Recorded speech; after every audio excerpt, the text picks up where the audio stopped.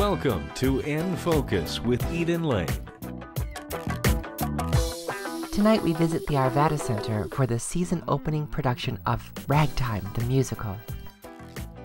This production also marks the beginning of a new relationship with the Lonetree Arts Center, and we'll learn about that from Rod Lansberry. But we'll begin with my visit with Megan Van de Hey, fresh from her win as Outstanding Lead Actress in a Musical at the Henrys. Megan, I'm so delighted that we're sneaking in during your matinee day. Yes. What a generous thing to offer, Oh, letting us it's come my to see you on a pleasure. two-show day. I would do anything for you. You know that. Good. This is the first role you're doing since you became the winner for Outstanding Actress in a Musical at the Henrys this year. Yes, it is. How does that feel to follow up with such another amazing musical theater role? I feel so blessed. It's been a phenomenal year for me. And the theater community here in Denver has been so loving, unconditionally loving to me, and they've just opened their arms up to me. So I feel truly blessed and so fortunate. Well, even though this year has been a special year for you, you've earned all those accolades by being a member of this theater community for so long in a way that sort of has a body of work behind you that people might not be familiar with. So tell us a little bit about how you became an actor in Denver. An actor in Denver.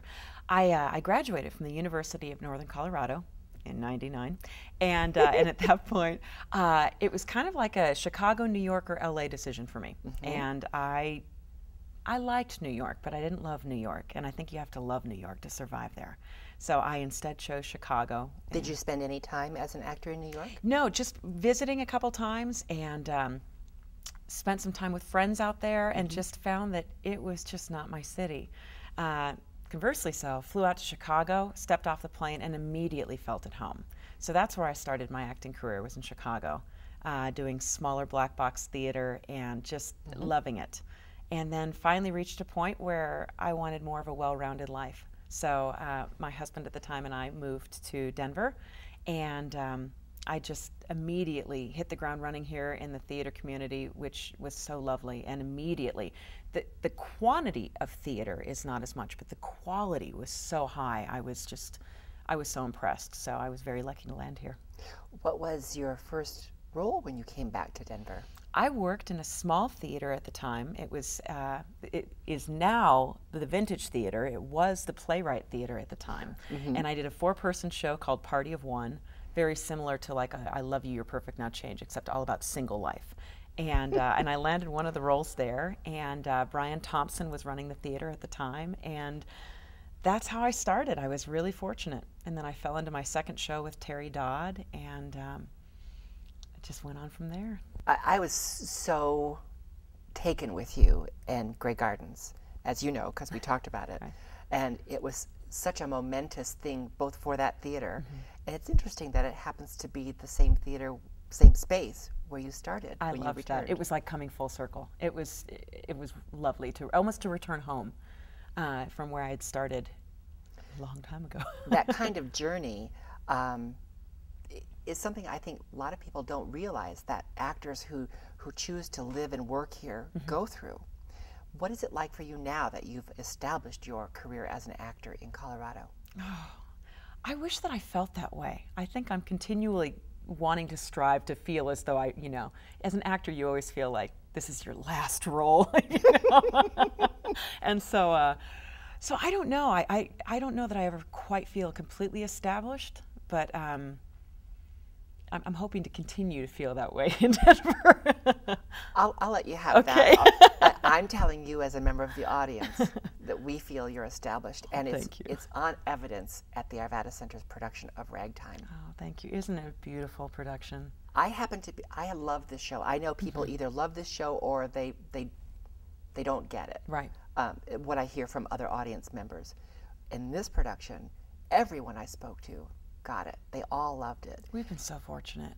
And it's a very different point of view than the previous Broadway productions that I had seen. I had only seen it on Broadway, and now I'm seeing it here. The biggest feedback that we're getting is just that they actually understand the story. And I'm not sure whether bringing it to a smaller theater and having the audience closer is helping with that, or whether it's in Rod's direction in flushing out the story. I think both are probably key to making it successful here.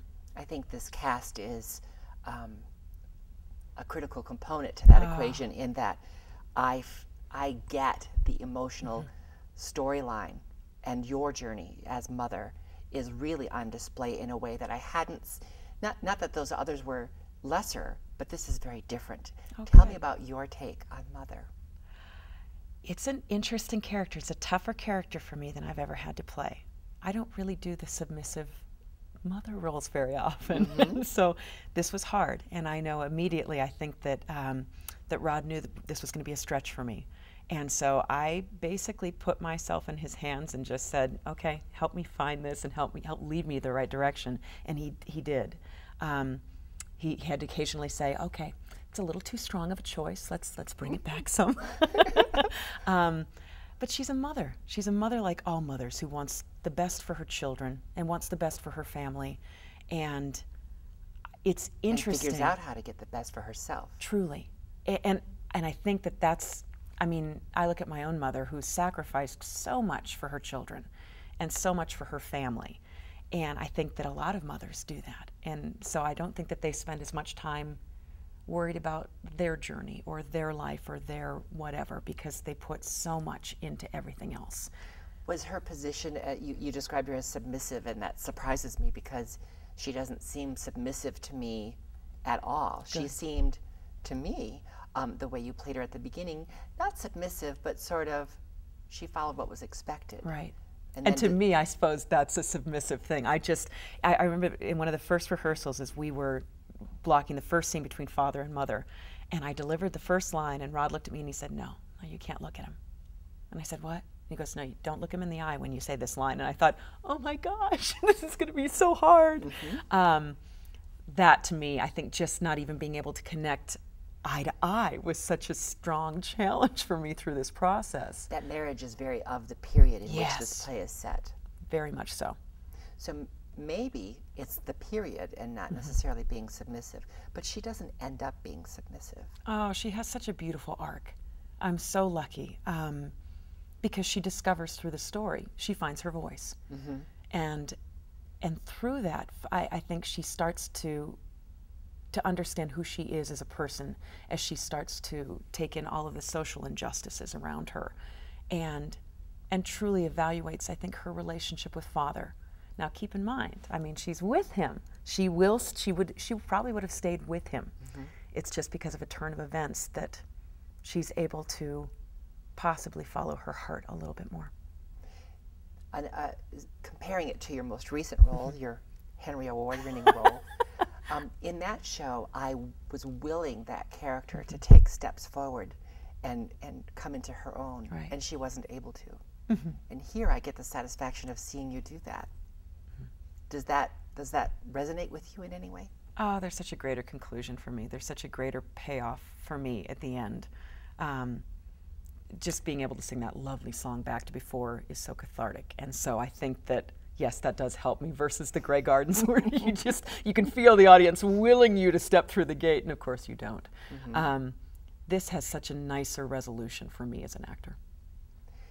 When you're working with this company, and we know this company, all musical theater companies, all theater companies find a way to gel and work together, and they go through the fire in a way to get to where the audience sees it.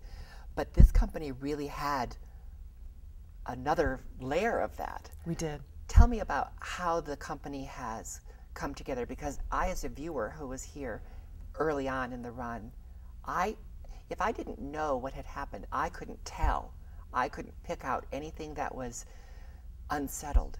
It was lovely. It was connected, and it was alive for me. How did you do that? Oh, well, that just speaks to the professionalism of Tyrone Robinson. I mean, what a lovely man, and so easy as an ensemble to get behind and support from day one. Both he and Jamal, who was originally playing the part, both of them, such amazing men. And so, your ensemble. Oh, phenomenal people. We really were truly blessed. And I think that in situations like that, it can go one of two ways. Either it causes some dissension in the cast, or you realize that this is your new leader, and you get behind and you support him and do anything you can to make his journey through this very shortened process that much smoother. And we were so blessed. We had a phenomenal group of people in this show. I mean, but not just cast, but crew and design team. I mean, this show was faced with so many obstacles, and everyone went through it with such grace.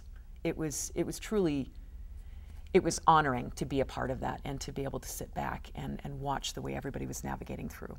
I'm a huge fan of the work that's done here, and I always find ways to love what's happening. But this production really seemed to put the story, serving that narrative, so far above everything else that goes into making musical theater. I'm wondering if that's something that was conscious through the company, that this story was so important to tell. It's interesting. It's such a strong work. And the music and everything is just, I don't know that it was a conscious effort. I think at the beginning read-through you get a vibe, you get a feeling. And there was kind of this electrical energy. I remember feeling it when I did Les Mis here too. And you read through it and you think, oh, this is gonna be good. This is gonna be exciting. And I felt that first day. And I don't know if it's just the right time and the right people in the right place, or whether it's the piece itself, but there was that electrical current through the room that first day. So, well, we felt it. Good. And when the audience leaves, they can never go back to before, to quote the show, because it's revealing in a very special way. And I know there's an audience waiting for you right now to come in and do the matinee. I really appreciate you sneaking away to talk to me. It's my pleasure. And give us a little glimpse into how you've come back to us and how you're working. I can't wait to visit with you again to talk about the rest of your work here in Denver. Thanks. Thank you. It is always a pleasure to talk to you. Thank you so much. Next, I learn more from the Arvada Center Artistic Producer and Director of Ragtime, Rod Lansberry. Rod, I know this is a big season opener for the Arvada Center, and I was so excited when I saw that you were doing Ragtime. How did you choose Ragtime? It's been on my list, and again, it was one of those productions that it's been available, but waiting for the right time in a combined season that works well as being able to feel confident that we could approach the show in the way it needed to be, from a technical end, from our being able to support artistically what we wanted to do with it. So that took some time, literally over the years, as we keep increasing our production values and being able to take on that challenge. What made now the right time? It was a strong decision as far as it fit well into as our opening season, or our season opener, and it fit in some ways, not necessarily intentionally, but even just the statement it makes of where we are in so many ways now, and yet there's differences, but there's similarities. Things have changed, but they're still the same. Had you seen productions of it before? I actually did. I saw the original twice, shortly after it opened in New York, and I remember being completely blown away with the show. It was such an amazing production, and of course, so that did somewhat influence how I was going to approach the show and being able to approach it correctly, because it was such a massive, epic production. And just the fact they went bankrupt with it certainly didn't help with that. A real life car and fireworks. Exactly. I mean, there were so many elements in that production that trying to get to a point where, one, there's enough time that people aren't always going to immediately look at what they saw, if they saw the roadshow or if they saw the original, and yet be able to approach it new and not throw them. Before we talk about your approach, tell me a little bit about what attracted you to the story. You said you loved it. What is it that you loved about Ragtime? It's a fascinating book to begin with, and I tend to be drawn to musicals with a strong book. That it's a challenge for me that way, and it gives me a lot more to work with. I certainly enjoy the fluff musicals. I mean, if you look at Hairspray, we're not talking a massive book in Hairspray, but it can still be very fun and still have a message. But then there are the other ones that are a stronger approach from a literary sense in the story it tells, and that's what I found interesting and a good connection with Ragtime. Is that one of the reasons you chose to not only have this in the season, but direct it yourself? Correct, it is. I often look, the season opener is usually a very large, known epic production. That's kind of become a trademark for us. And because I am here all the time as a director and as a producer, there is somewhat an easier way to approach it. For an outside director coming in new, it would just magnify the challenge. Right. I'm much more familiar with the ins and outs, our methods here, and how we can accomplish and how much we can accomplish. And the audience you serve. Correct. I'm very much aware of what our audience looks for. I've been here for quite a few years, and I think I've developed a good rapport with our audiences and also understand what they're looking for. Well, I have to say that your approach really, I had seen both the original Broadway production and the revival, and those are the only ones I had seen, and I loved them both. But I was so excited to see this one and see what would happen here. And your approach was very different, but still resonated with me in such a way that I couldn't even do our exit interviews that day because my mascara was all over my face. I loved this production. Thank you so much. It really touched me. I'm very proud of it.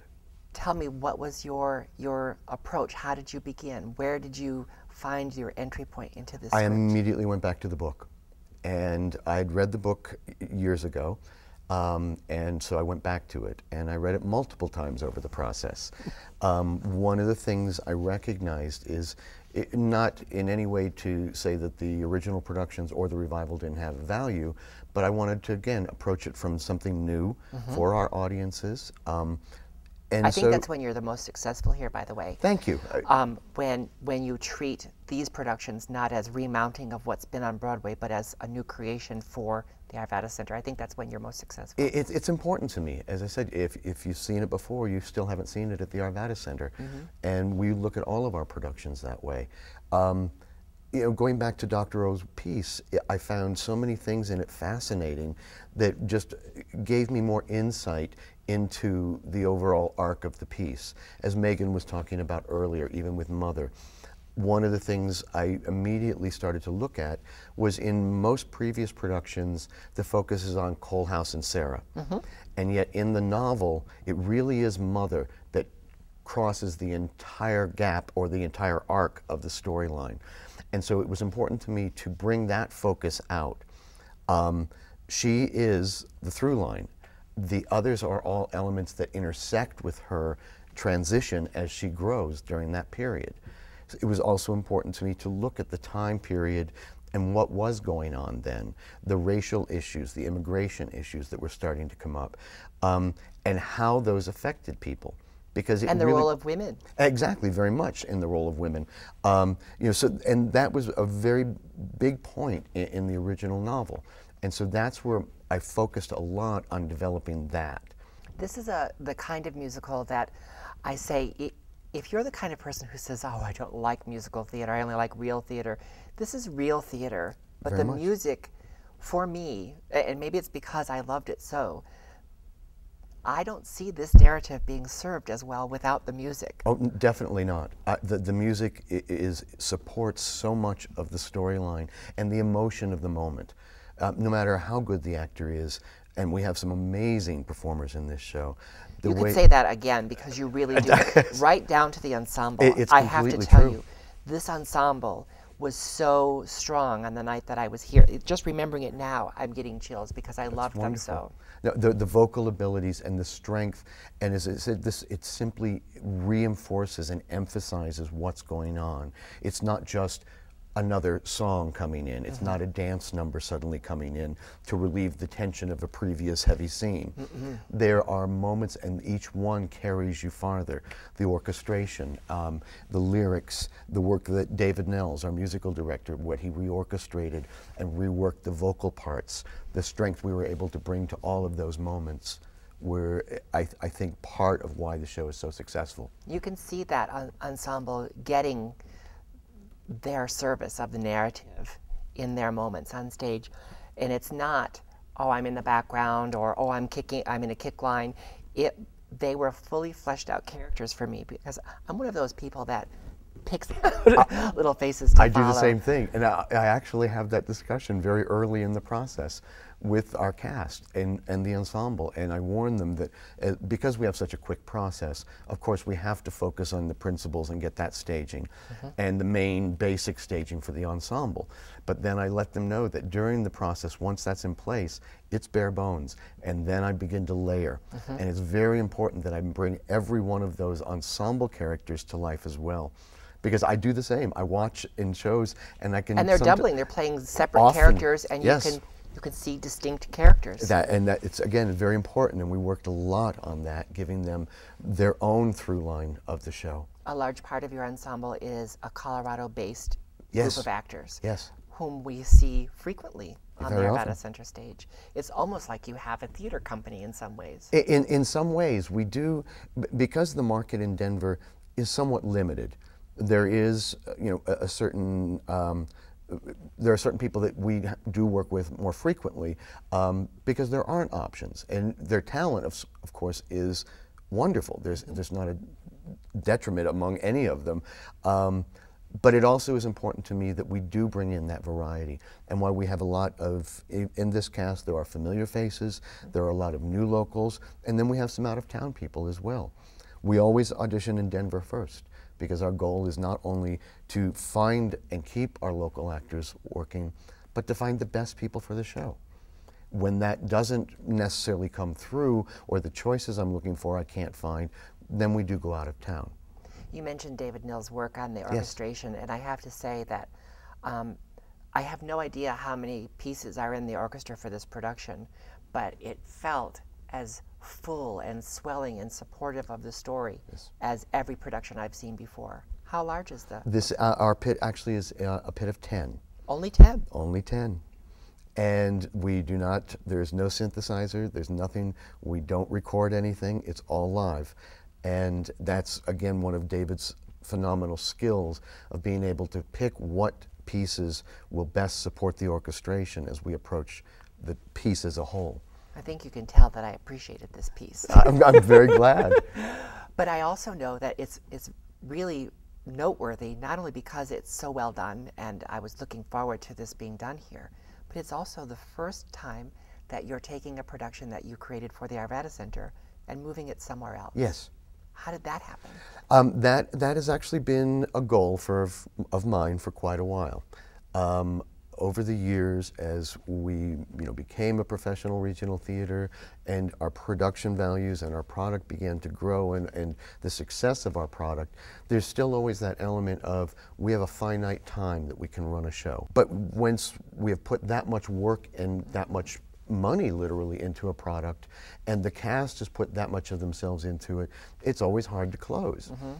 I've always said it's like if you're a visual artist and you create this wonderful, magnificent painting, and at the end of your show, you have to destroy it so nobody sees it again. That's kind of what we do over and over. So having the ability to take it to a different market, to a different area, has been a long-term goal of mine. And with Lonetree being somewhat close but far enough away that it was a perfect opportunity to approach them. How did it impact the way you put the show together? There were some elements scenically. Our scenic designer, Brian Mulgrave, and I, we discussed the fact that they do have a different facility. In some ways, their facility I'm a bit envious of because it's so new and it's laid out. Exactly. There are things that we don't have the advantages of here, and they do. But there are also elements that we cannot incorporate in some of our productions. They don't have the ability to motorize and winch. It would involve, cutting literally into their decking and building cables and running. We can't do that in this short of a time. So that was part of my goal, was artistically, how do I create all the scenic changes? And the expense of building a false stage. Correct. It really makes it inhibitive. We couldn't have afforded the cost. So that was the goal, was being able to create the visual elements we needed in a way that would work in both spaces. Obviously, you're going to have some rehearsal period on their stage. Very short, but yes. How much time? We have 1 day. 1 day? 1 day. That's like being on tour. Exactly. That's like a road company. It really is. We will, after the matinee this Sunday, we will strike the set and the lighting and load it into the semis, and then Monday morning it will move into Lonetree. We have 2 days to load it in, redo all the lighting, put all the cues in, work the orchestration, and then Wednesday we will spend the day working with the cast and go up Thursday.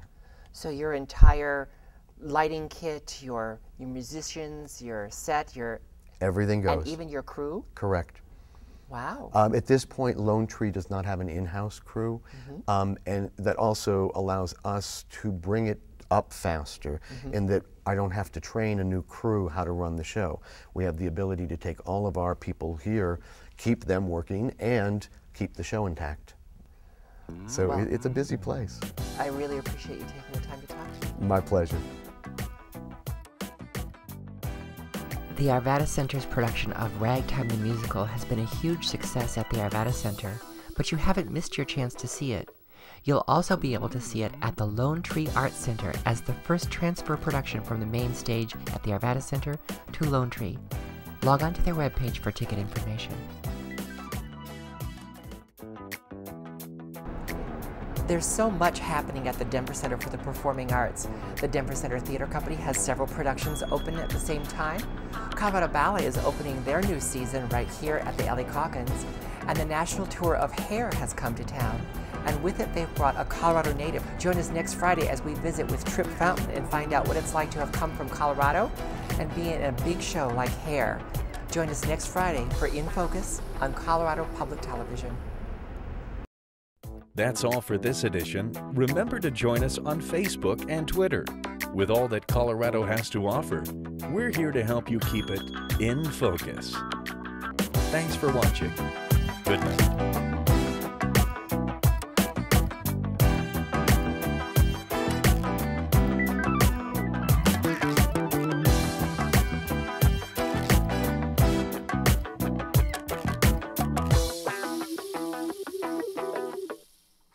Snugglebug.